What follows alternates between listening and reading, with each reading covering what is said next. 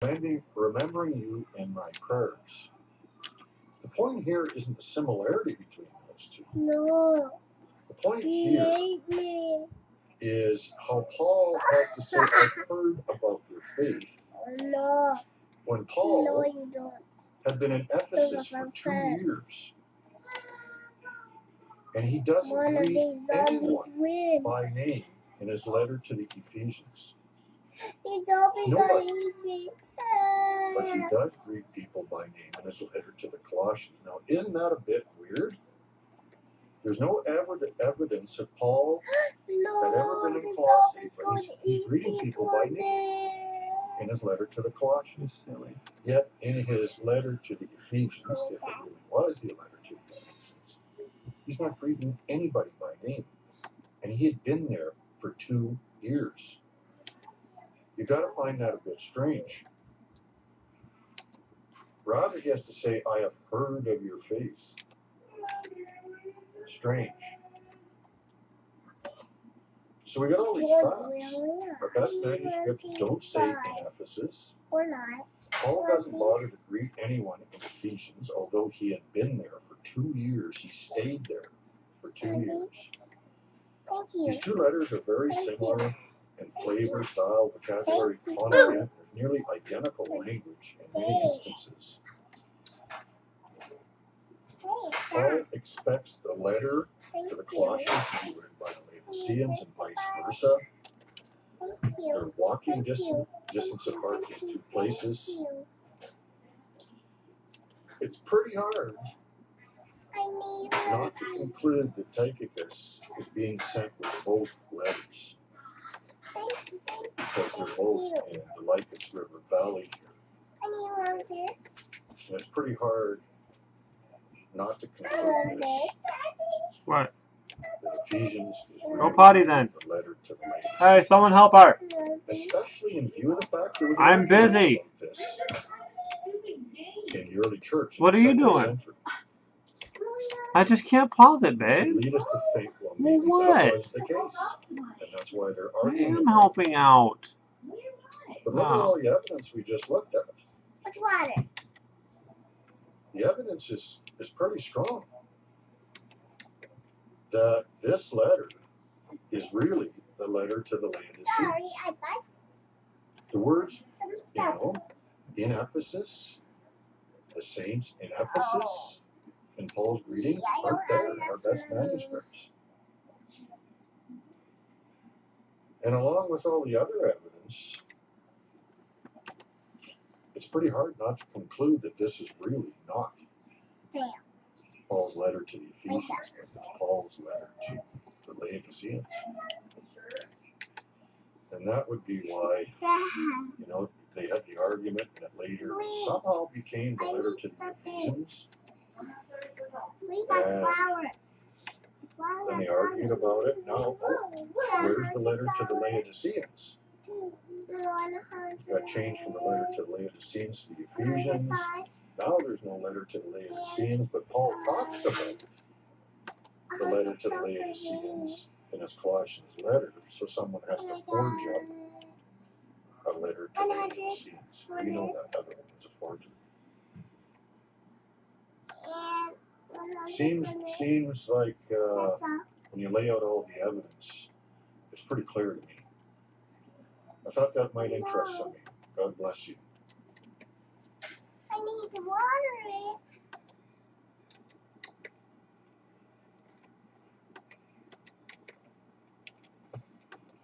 Hello everyone. In this video, I'd like to show you the guts of the Trinitarian reasoning process. Oh. And what's really going on with their logic in the Trinity.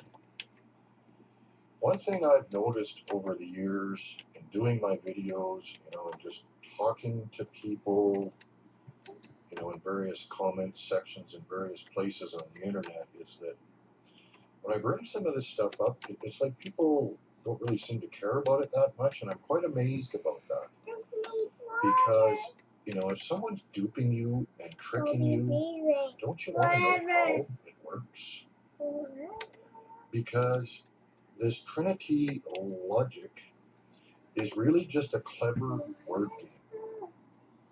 It's word sleight of hand. And, it's like an illusionist, who's doing tricks in front of you. He's just tricking you with distractions and, various things.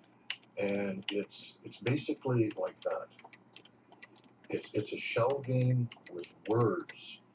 And so in this video, I want to show you how it works. And hopefully you'll be able to see clearly how it works. Yeah. It'll help a lot if you understand what the fallacy of equivocation is. Without the fallacy of equivocation, Trinitarians are stumped, And, I've mentioned this to people, and it's like, this is what I don't get. They don't seem to latch on to the significance of this.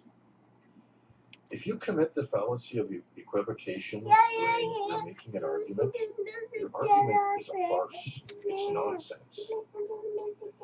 And basically what it is when you have different definitions of a word in the same argument, and that word is central to your argument. I'm at 7. And this illusion of theirs is heavily afforded by the fallacy of equivocation, especially with respect to the definition of the word God. We also pull this stunt with the word being, but that's only one small part of it. Over here and see what's going on over here. Their definition of the word God is a big part of this word trick and how they commit the fallacy of equivocation. So let's just get into it here, and I'm going to show you an illustration that will help you see why their reasoning doesn't work. And you can use this model to sort of track the reasoning process. And if you use this model, you'll be able to see, where it goes wrong. Okay? Hello, guys. Let's start here by looking at a couple of things. I just want to show you something before we get into the meat of it. Trinitarians spend a lot of time trying to figure out the mystery of the Trinity. And so you see, they got the ice cube analogy, they got the light analogy, they got the father, son, brother analogy. And that one is where I say, well, how can God be three yet one? Well, I'm one person. I'm a father, yet I'm a son, yet I'm a brother. That's actually modalism. And I can't do it. You can see Trinitarians doing that quite a bit. I can't. Or an egg analogy. Hold your sweater. 3 parts to an egg, Oh, I yet can't one. hold None of these work, by the way. because it's 2%. And quite often, I can't go anywhere. Trinitarians will, kind of appeal to modalistic or Sabellian ideas to try to explain the Trinity. Because it's too noisy. The father, son, brother analogy especially, that's modalism. One person, 3 roles. Oh. And quite often when they explain their ice cube analogy, they're doing the same thing. There is a way they could explain that one better. But usually when they explain that one, it turns out to be modalist, Sabellianism. And I'm only dancing. And so they're thinking about this all the time. They're kept preoccupied with this problem, so that they don't see the real problem. It's too hard. They think this is the big problem, and it's not. Making 3 things into one is not a mystery. This is something we humans do every day. A child could do this.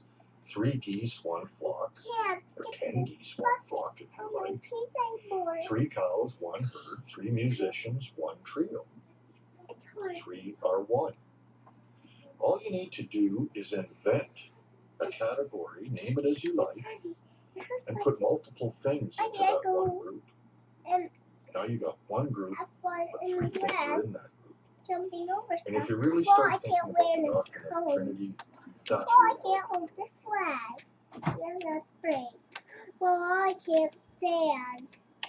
Putting three things into one Well, I group. can't do this. Notice you have to invent. I can't hold this box anymore. And when you sort It's this all too out, you hard. realize that's what Well, I can't Trinitarians have believe. this balloon on me. Their God, their three-person God, starts with their own inventions. We'll see how that works in a minute. And you I name that can't category walk or like group, this however you like. because it's hurting my legs. And they do that as well. So Trinitarians keep themselves preoccupied with this, how can can't do three this anymore. be one This problem, is so hard. which is really not a problem I know at this all, spaceship and just it's seeing, hard. so that they don't see the real By problem. him. They're obsessed with this problem, and they don't really see what the problem really is. Their eyes are fixated upon what is already obvious, By him? and they never look and see what the real problem really is. No, love. Trinitarian doctrine is simply word trickery, Well, a shell game it's too with hard for words. me bouncing on And we've been this. warned about this. It's Peter too warns us too about hard this for in me his to second letter. focus. He says, false prophets will rise among you. Too hard for Will rise over there, all of will us. rise among you. It's too late. And they will exploit you or make merchandise of you with well-formed words. What's going on, babe? That's what is happening. Step one, so you invent a category or group. And this is the illustration. This is the model I'm going to show you that will help you understand why their reasoning process is wrong. Cutie pie.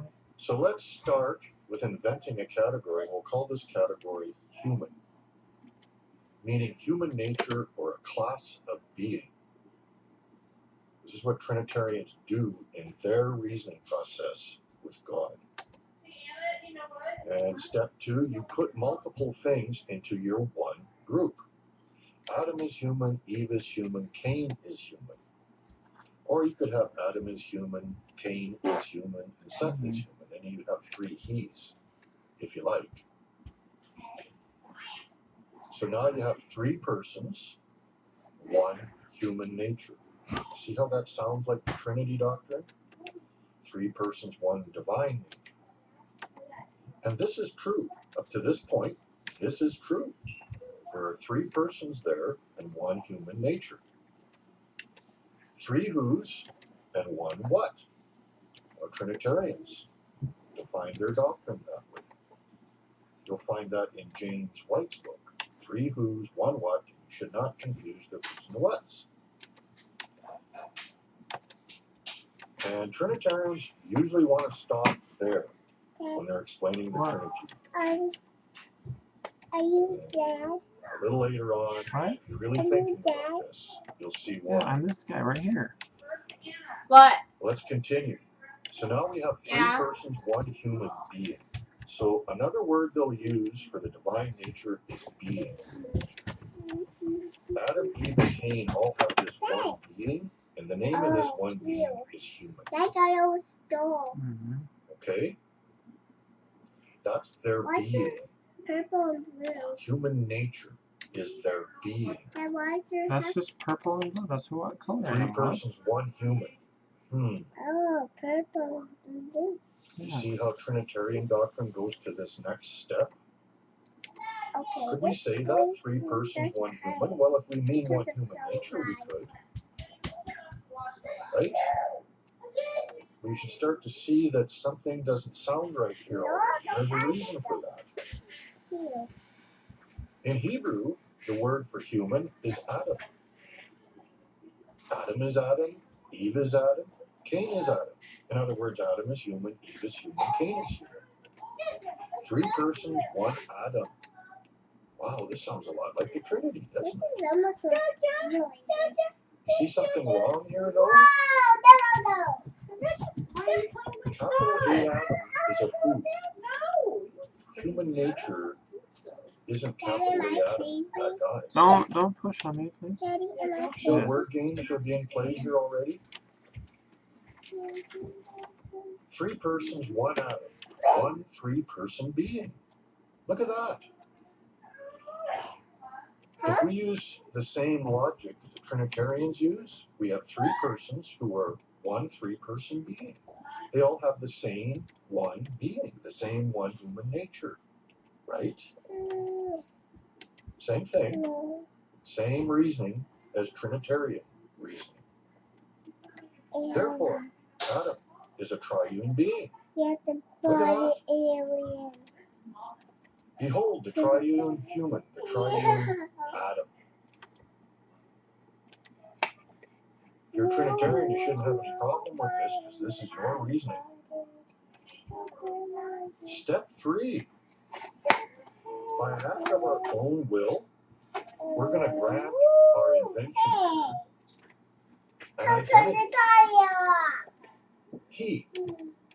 We're going to say this triune being is a triune he. Adam is one human being. You see how I'm messing with the definition of the word being on. now? After me? The word being in my doctrine, if I'm a Trinitarian, is just supposed to be a way or a Oh, no. synonym for describing the divine nature, one being, one human nature. But if we use the word human being, we're talking about an identity.